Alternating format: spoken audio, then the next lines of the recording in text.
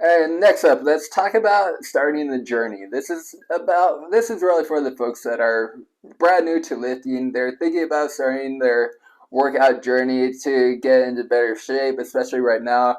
We're inching nearer and nearer to the New Year's, where, of course, with most gyms, you see a giant boost in the crowd size at the gyms.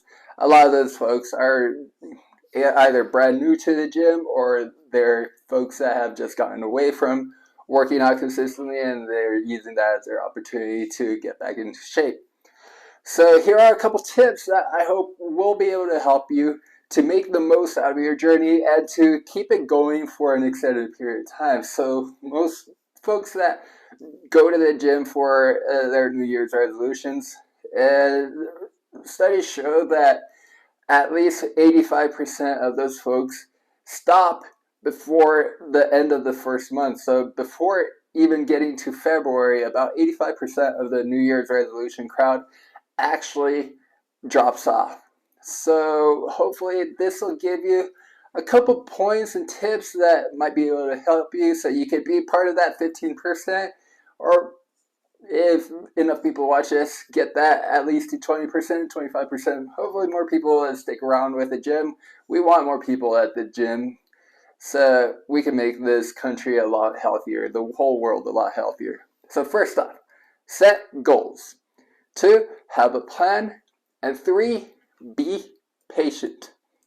So when I tell you set goals, you have to know your why. Ask yourself, why do you want to start working out? Why is it important for you to start training? Is it because your doctor recommended it? Because you're showing signs of hypertension, or your diabetes has been getting worse, or you've just been diagnosed with diabetes, or you're close to being diabetic, but you're not quite there?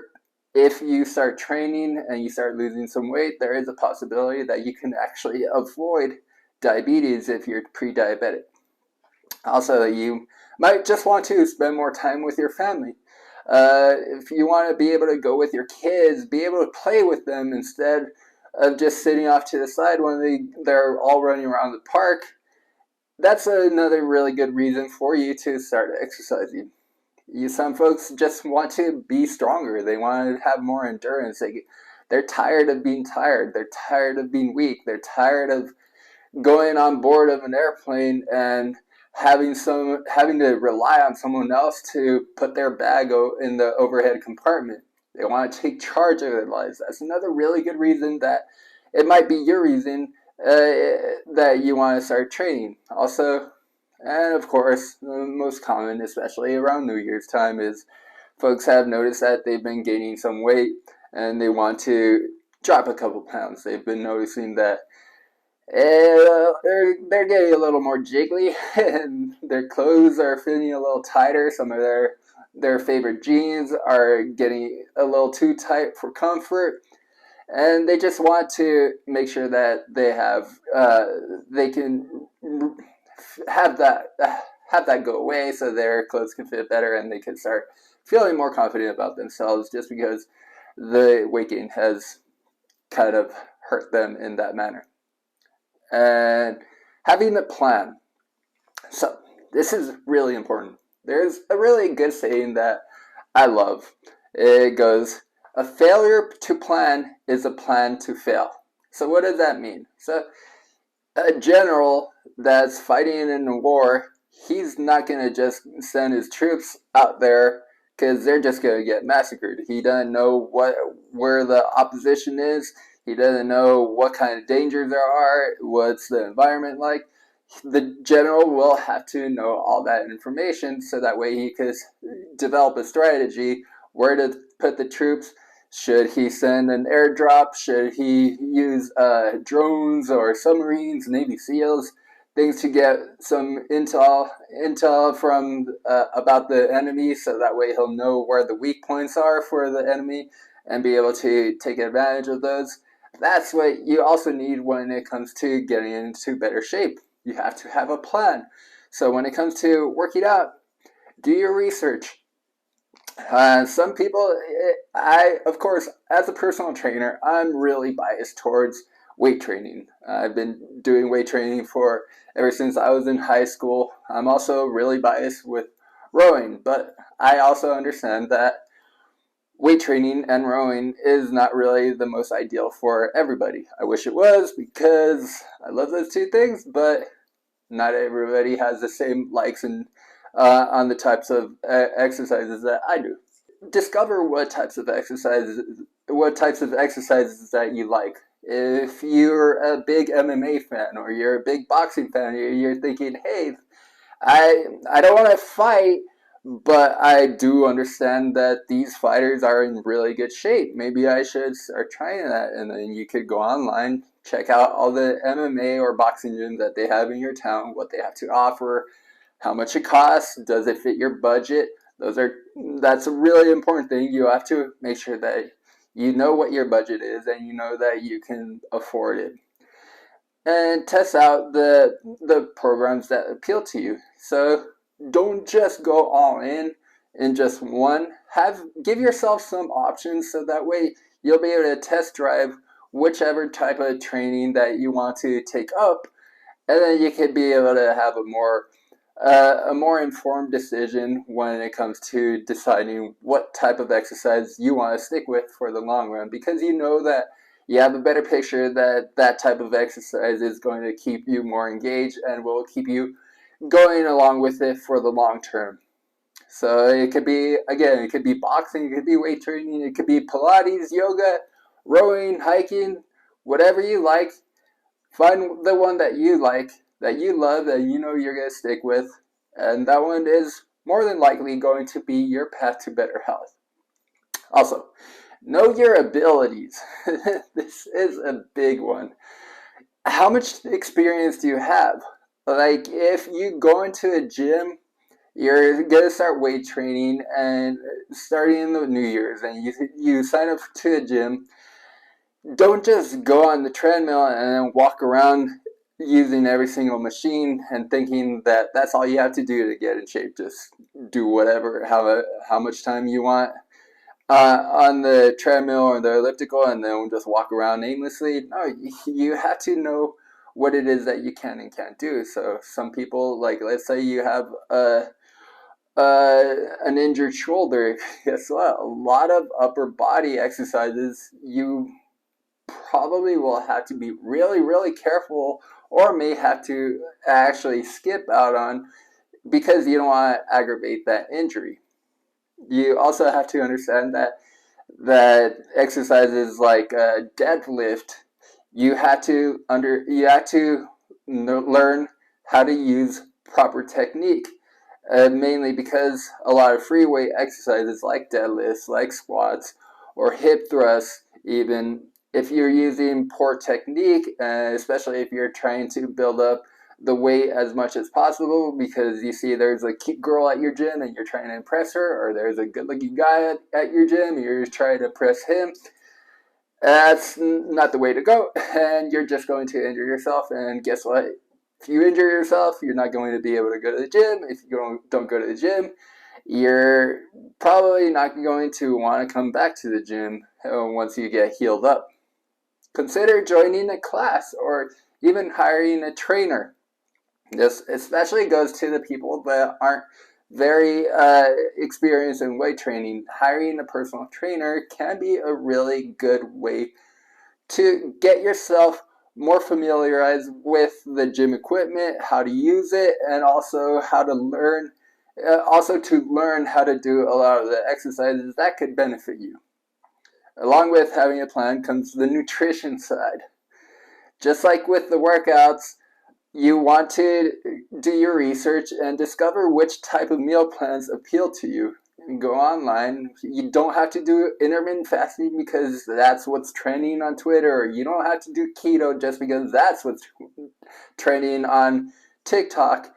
You want to be able to look at whichever type of meal plan, which type of meal strategy, which type of diet you think would work best for you. And like I said, with the exercises, test them out. See which one most appeals to you that you think that you'd be able to do for the long run.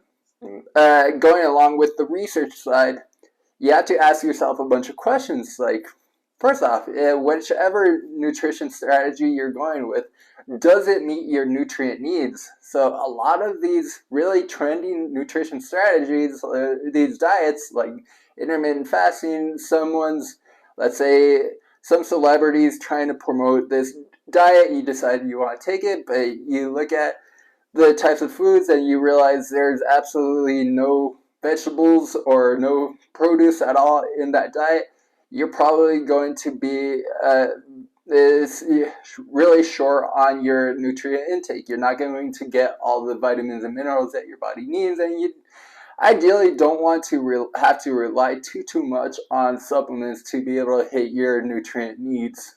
You want to ideally you want to get your vitamins and minerals from actual food as opposed to relying on stuff that's just fortified with the vitamins and minerals or just supplements.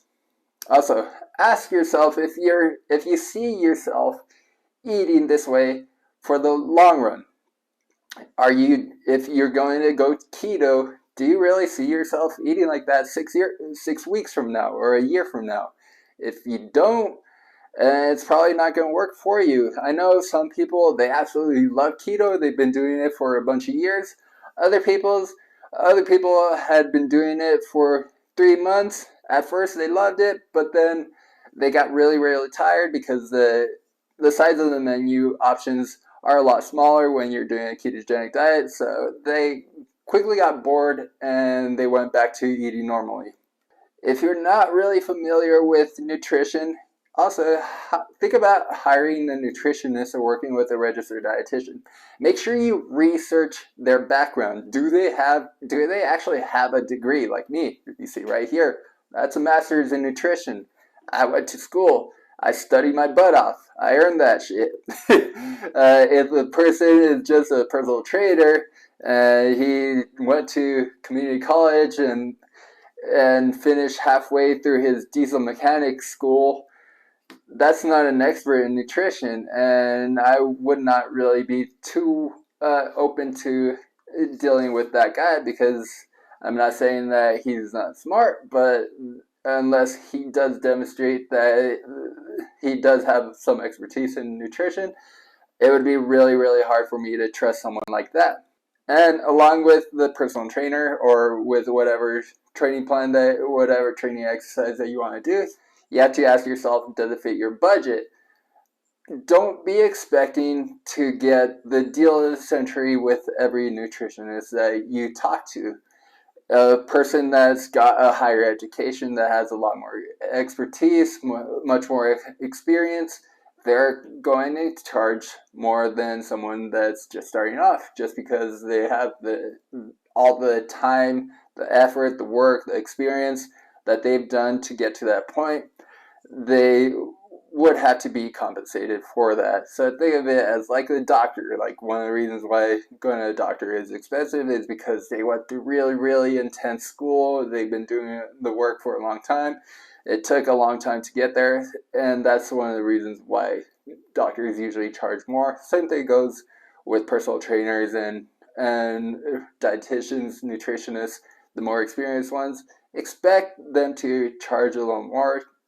I would really highly advise against bargain shopping when it comes to nutritionists, dietitians, or personal trainers. Just because one trainer is offering training at low balled wages, like they're charging $100 a month for their personal training, versus another trainer with a lot more experience is charging $500 a month. You have to weigh the options. Like, if the $500 a month is outside of your budget, then just accept it. Don't try to haggle with them because you're just making life hard for them. You're not gonna haggle with. You're not gonna try to go to Mercedes dealership expecting to pay Kia prices. So show the trainer, nutritionist, dietitian the respect that they deserve by not being disrespectful to them just because of their dues, because of their fees. Finally, be patient.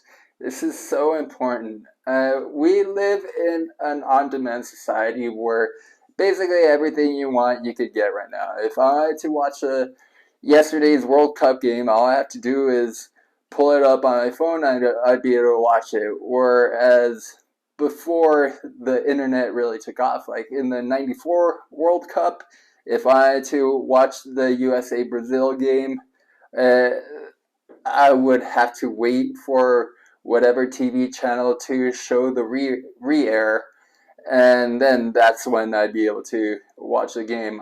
I wouldn't be able to pull it up on a computer. I mean, at the time I didn't even have a computer, so get out of the habit of expecting having everything done immediately. Like, you have to be patient. One of the reasons why with weight loss, experts suggest losing at a rate of 1 to 2 pounds a week is because if you're dropping 10, 15, 20 pounds a week, a lot of that weight isn't only fat that you're losing. A lot of times that also includes muscle and water.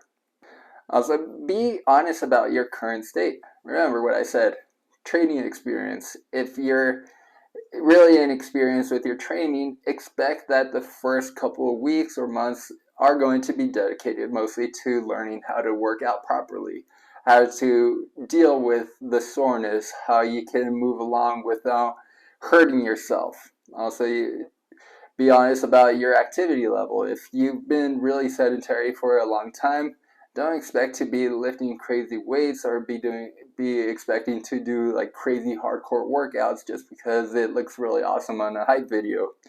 And also understanding that if your eating habits right now aren't too ideal, don't be expecting that overnight you're going to be able to eat nothing but boiled chicken and broccoli every day for the rest of your life. You're going to get tired of that. You're going to get sick of it. Also, ease yourself into a healthy lifestyle. Give yourself a break-in period. Maybe instead of trying to go all in all of a sudden, especially for the New Year's crowd, instead of just trying to go all out, working out, all out healthy eating right away, and that's what you're going to stick with for the long term, set yourself 3 days, be working out, eating healthy. One day, go back to like relax. And the next time, and again, 3 days working out, eating healthy. One day, relax. That way, you're letting your body and your mind understand what you have in store. So as you go along, you'll be able to expand that. You could start making it 4 days where you're going all out and super healthy, and then 1 day or 2 days where you're giving yourself a little bit of a break. 5 days and then 1 day. 6 days and then 1 day. Things like that. That way you're not in a total shock and feeling totally sick because you completely turn your whole lifestyle upside down all of a sudden. And during the break-in period, you want to focus on familiarizing yourself with the movements, focusing more on the achieving perfect technique. Again, this goes again with what I mentioned earlier about hiring a trainer if it fits your budget. If you don't have the budget to be able to afford hiring a trainer, consider filming yourself at the gym. Of course, if you're going to do this, make sure that you check with the gym if they allow it, because I understand a lot of gym members don't like the idea of being filmed because somebody's filming themselves and they're in the background. If that's an issue, make sure that you respect the gym's policies. If you're filming, even then, try to set up the camera at an angle where you're getting a good view of yourself and your technique, and you're trying to make it so you're not including too many people in the background, just so you can respect other people's wishes not to be filmed. Some people, they just don't care about being filmed. Other people, it kind of makes them self-conscious and uncomfortable if they notice that somebody's filming themselves, especially if they're turning their phone and it's getting everybody behind them. Try to be respectful to other members at the gym. When it comes to the meals, again, test drive the meal plans. Ask yourself, if you think that it's something that you can stick with, and also make sure that you do your research to find out if that meal plan is going to be satisfying your nutrition needs. Does it have all the vitamins and minerals that your body's going to require, or are you going to have to be relying substantially on having to take supplements? If it's mostly supplements that you have to be taking to be able to achieve the proper nutrient density, it's probably not the best meal plan that you want to adopt. So you might want to check out other meal plans that are similar if that one did appeal to you, and find something that has a greater amount of vitamins and minerals for you to be able to get those from the food that you're eating, instead of relying so much on supplements. And when it comes to eating, you have to understand that results can take several weeks or months for them to start showing up. A lot of times the rapid results, sure, it's great to feel that all this weight has come off suddenly, that you drop 20 pounds in a month or in 2 months, but understand that a lot of times that could be from lost water or lost muscle mass. When that is the deal, there's a better chance that you might actually regain the weight and then some. And when you regain the weight, a lot of the weight that you regained is coming from fat as opposed to muscle. Finally, trust the process. This is super important. You have to understand that not everything's going to come as rapidly as you would want. Sometimes there's going to be a delay, other times it might not happen. In these cases, don't be afraid to make some changes. If the workout plan that you're doing, something about it just isn't feeling right, and there's certain exercises that you don't really care for, if you think that you're okay with lifting heavier weight, or if you think you need to lighten the weight load, don't be afraid with making some changes if you're doing the workouts on your own. If you're working with a trainer and this is going on in your head, don't be afraid with letting your trainer know. A lot of times a trainer might have their workout plan and have their ideas of what's going on, but they will never fully know unless you communicate that with your trainer, and then they can take that information and be able to make changes. So that way, because trainers usually don't want you to feel disappointed with their training styles. So again, make sure you communicate that with your trainer if you're working with one, or if you're working on your own. Make little changes on your own, so the workout plan or your meal plan will better fit you. Finally, enjoy yourself. Don't think of working out as like the daily grind, just because you see all these pictures of The Rock working out, looking all super hardcore, or those videos of Arnold Schwarzenegger looking all angry, all pumped up. You have to have fun. If you don't have fun, you're not going to really want to go back.